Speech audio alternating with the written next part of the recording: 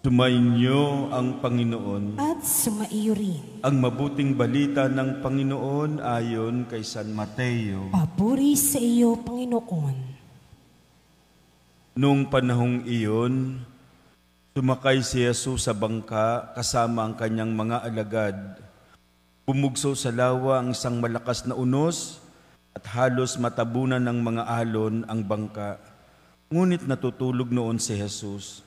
Kaya't nilapitan siya ng mga alagad at ginising. Panginoon, tulungan ninyo kami, sabi nila.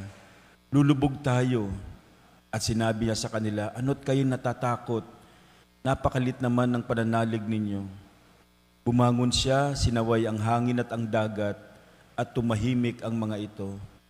Namangha silang lahat at ang sabi, anong tao ito? Kahit ang hangin at ang dagat ay tumatalima sa kanya. Mga kapatid, ang mabuting balita ng ating kaligtasan. Pinupuri ka namin, Panginoong Hesukristo.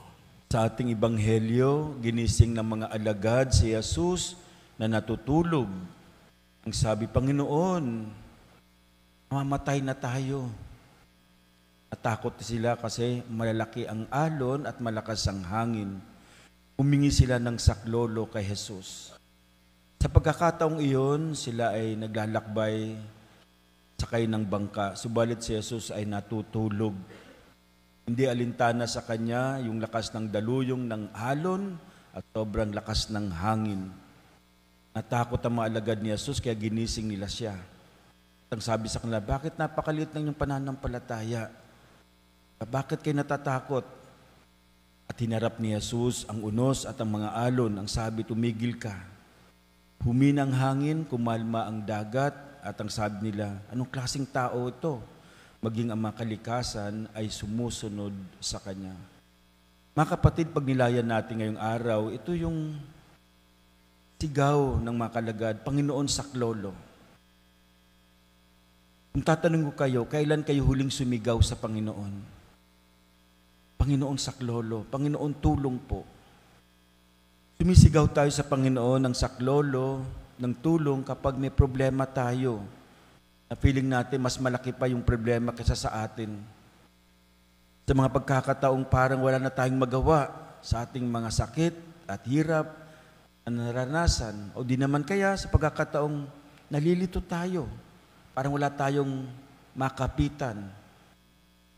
Kaya lumalapit tayo sa Diyos, sumisigaw tayo ng tulong, saklolo. Pero sa mga pagkakataong malakas tayo, sa mga pagkakataong kayang-kaya natin na mapasanin, hindi natin siya tinatawag, hindi natin siya kinakausap, hindi natin siya naiisip. Sa mga pagkakataong walang-wala tayo, sa pagkakataong suko na, pagod na tayo, parang siya lang yung kahuli-hulihan nating lalapitan. Kaya para sa akin, maliit man o malaki ang ating problema, tumawag tayo sa Panginoon. Hindi yung parang wala tayong option, siya na lang. No? Yung parang wala tayong choice, siya na lang. Ganun din napansin ko sa mga taong tatawag sa pare dahil may sakit. Alam nyo, kadalasan, yung naghihingalo na. Yung hindi mo na makausap yung tao. Diba? Pag malapit ng mamatay, tsaka palang tatawag ng pare. Kaya minsan, hindi mo alam kung anong gagawin mo dahil baka mamaya, wala nang hininga. Kaya mas maganda yung kakausap para makapag-confess naman, no? Para makapag-kumpisal. Kadalasan, tatawag yung hindi na makapagsalita. Alam niyo ba ang Diyos sa simula't simula, kasama natin siya. No? Sa kalakasan, nariyan siya. Pero hindi natin pinapansin. Papansinin lang natin kapag mahina na tayo. Pag masaya tayo, maligaya tayo, nariyan siya. Pero hindi natin siya napapansin. Tatawagin lang natin siya kapag tayo malungkot. Kaya kapag tayo masaya, nakakalimutan natin ang Diyos. Pag marami tayong kasama, alala ba natin siya? Hindi. Pero sa panahon tayo nalulumbay, tayo nag-iisa, doon pa lang natin siya maiisip. Mga kapatid, in sorrows, in joys, and in being with people, sana naroon ang ating pagpansin sa Kanya. In all seasons of our lives, let us call upon Him. No? na humingi tayo ng tulong. Kahit na minsan wala tayong problema, tawagin natin siya. Kaya nga, bago matulog, pasalamat. Pagising, pasalamat. Ano ba't sandali lang naman yung thank you, Lord, for the day.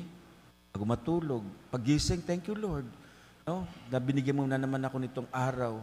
Kailangan lagi natin siyang parang feeling mo kasama natin siya. Totoo naman. In fact, kailangan natin siya sa araw-araw nating buhay. No? Every day. Always remember this. God is with us in these perilous journeys of our lives. When you say perilous, lagi natin sinasabi nun, ibig sabihin po yung mga itong delikado nating paglalakbay. No? Kaya, is always with us in these perilous journeys of our lives. Sana, sa araw na ito, sa hamon sa atin, na natin kakalimutan, tawagin siya araw-araw ng ating buhay.